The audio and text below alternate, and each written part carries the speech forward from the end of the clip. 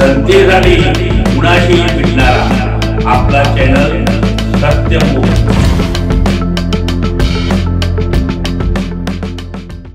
इचलकरंजी येथील श्री योगेश्वरी प्रतिष्ठान संस्थेतर्फे कोल्हापुरातील मातोश्री वृद्धाश्रमातील ज्येष्ठ व्यक्तींना धान्य वाटप करण्यात आलं। स्वागत प्रास्ताविक वृद्धाश्रमाच्या संचालिका पूजा पाटील यांनी केला। गेली 20 वर्ष सुरू असलेल्या या उपक्रमांतर्गत यावर्षी गहू, तांदूळ, तूर डाळ, ज्वारी, मूग, रवा, बिस्किट पुडे अशा स्वरूपात मदत देण्यात आली। या निमित्ताने ज्येष्ठ लोकांच्या मनोरंजनासाठी हास्य सुरांची बरसात करणारा स्वरवेलींची फुलं या अवीट हिंदी मराठी भावभक्तिगीत चित्रपट गीतांचा कार्यक्रम प्रतिष्ठानचे अध्यक्ष मनीष आपटे, नितीनदादा कुलकर्णी, प्रकाश रोकडे, डी कुलकर्णी यांनी सादर केला। यावेळी मातोश्री आनंदाश्रमाच्या अध्यक्षा वैशाली राजशेखर यांच्या हस्ते कलाकारांचा सत्कार करण्यात आला।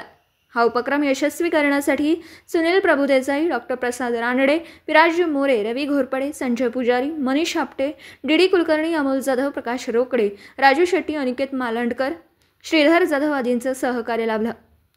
सत्यमुख प्रतिनिधी रामभाऊ ढिंकणे, इचलकरंजी।